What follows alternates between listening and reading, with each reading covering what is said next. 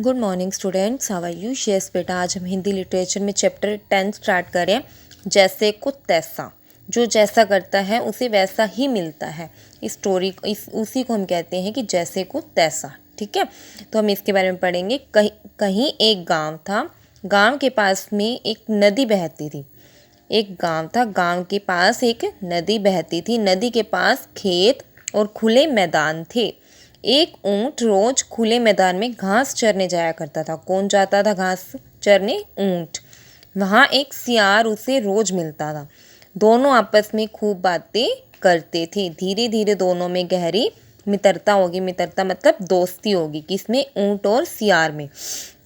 एक दिन सियार बोला, मित्र, मित्र होता है दोस्त, नदी के उस पार तरबूज और खरबूजे के खेत हैं। सियार ने बोला ऊंट को कि नदी के उस पार तरबूज और खरबूजे के खेत हैं, किसी दिन उनका आनंद लेंगे। ऊंट बोला, ठीक है, आज ही चलो। दोनों मित्र चल दिए। कुछ दूर चलने के बाद उन्हें एक नदी मिली। नदी में काफ़ी पानी बह रहा था।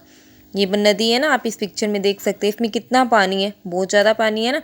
सियार नदी को पार नहीं कर सकता था, इसलिए वह बोला, मित्र, मैं तो इस नदी को पार करके आगे नहीं जा सकता।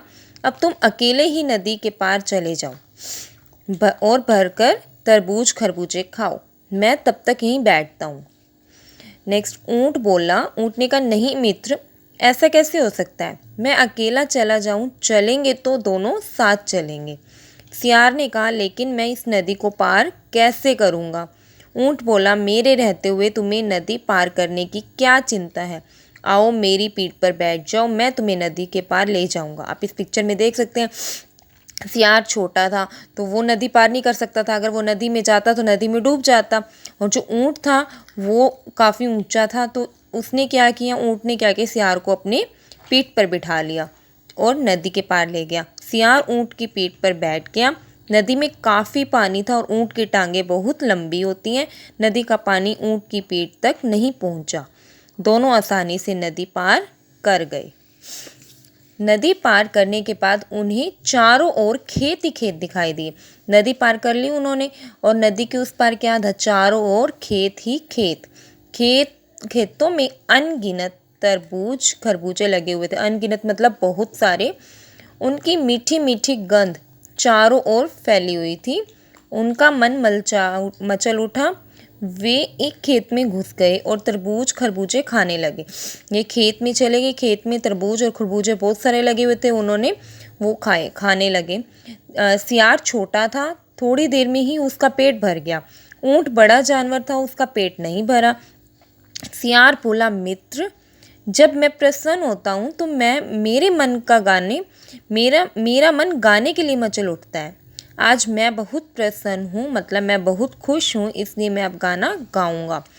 अब सियार का पेट तो भर गया, अब वो क्या करे? वो कहता है कि मैं तो आज बहुत खुश हूँ, मेरा मन गाने को कर रहा है, अब तो मैं गाऊंगा। ऊंट ने कहा, नहीं मित्र, ऐसा बिल्कुल मत करना। अभी मेरा पेट नहीं भरा।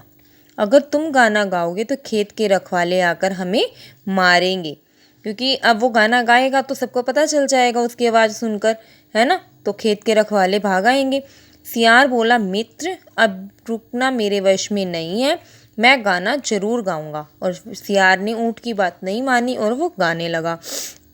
ऐसा कहकर सियार ने ऊपर को मुंह करके जोर जोर से हुआ हुआ करना शुरू कर दिया। उसकी आवाज़ सुनकर रखवाले दौड़ते हुए आए। रखवालों को आता देखकर सियार तो छोटा था और छोटा होने के कारण खेत में छिप गया। या पिक्चर में देख रहे हो ना, ये छिपा हुआ है ना, छिप गया। लेकिन ऊंट ऊंचा होने के कारण रखवालों की नज़र में आ गया। अब ये देखो, रखवाले देख रहे हैं ना, इसको मार रहे हैं ऊंट को। रखवालों ने ऊंट की खूब पिटाई की और खेत से भगा दिया। मार खाकर ऊंट दर्द से कराहता हुआ नदी के किनारे पहुंचा तो सियार पहले से ही वहां बैठा था। सियार पहले ही नदी के किनारे पर बैठा था। ऊंट ने उसे अपनी पीठ पर चढ़ा लिया। जब वह नदी के बीच पहुंचा तो सियार से बोला, मित्र, मुझे बहुत गर्मी लग रही है, मेरा मन नहाने को कर रहा है। अब क्या किया ऊंट ने सियार को अपनी पीठ पर तो बिठा लिया। पीठ पर बिठा के नदी के बीच में ले गया और फिर वहाँ पे कहता है कि मुझे तो गर्मी लग रही है, मेरा मन नहाने को कर रहा है। सियार घबरा गया। वह बोला, मित्र ऐसा मत करना, पहले मुझे नदी के पार पहुंचा दो, फिर नहा लेना। क्योंकि सियार को पता था कि अगर वो नहाने लग गया तो मैं डूब जाऊंगा पानी में। ऊँट बोला, मित्र मैं गर्मी से बहुत परेशान हूँ, अब मैं नहीं रुक सकता, मैं अभी नहाऊंगा। सियार नहीं नहीं करता रह गया, पर ऊँट ने उसकी एक न सुनी। वह पानी में बैठ गया। ऊँट के बैठते ही सियार पानी के तेज बहाव में बह गया और डूबकर मर गया। जैसे सियार ने ऊँट की बात नहीं मानी थी ना, और जिद करके गाना गाने लग गया था, उसी तरह ही ऊँट ने भी उसके साथ ऐसा ही किया। उसने मना किया सियार ने कि पानी में अभी मत नहाओ, फिर भी ऊँट नहाया और वो सियार पानी में डूबकर मर गया। जैसे सियार ने ऊँट के साथ किया, वैसे ही ऊँट ने सियार के साथ किया था ना, इसीलिए इस स्टोरी का नाम है जैसे को तैसा। ठीक है, इसको आप रीड कर लेना। ओके।